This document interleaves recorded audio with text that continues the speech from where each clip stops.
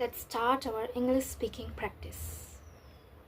Today's focus talking naturally about experience, choice, and feelings. First, 5 useful phrases. First one is as far as I am concerned, meaning in my opinion, from my perspective. Meaning in my opinion, from my perspective. As far as I am concerned, experience is more important than marks. As far as I am concerned, experience is more important than marks. Second one is I ended up, meaning something happened differently from what you originally planned. Second one is I ended up, meaning something happened differently from what you originally planned. I planned to study for 2 hours, but I ended up studying for 4. Third one is I about to. I was about to. Third one is I was about to, meaning you were just going to do something. Meaning you were just going to do something. I was about to call you when you messaged me. Fourth one is it turned out that. It turned out that. Fourth one is it turned out that, meaning the final result was different from what you expected. Meaning the final result was different from what you expected.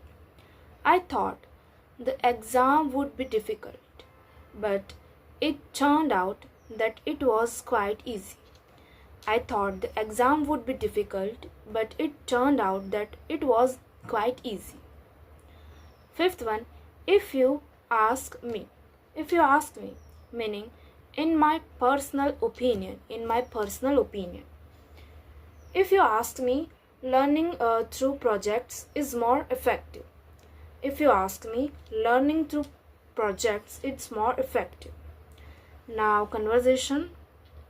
There are 3 characters, Sarah, Kabir and Meera. Sarah starts, then Sarah, have you decided whether you are going to join that coding course? Kabir, I'm still thinking about it. The course looks good, but it's quite expensive.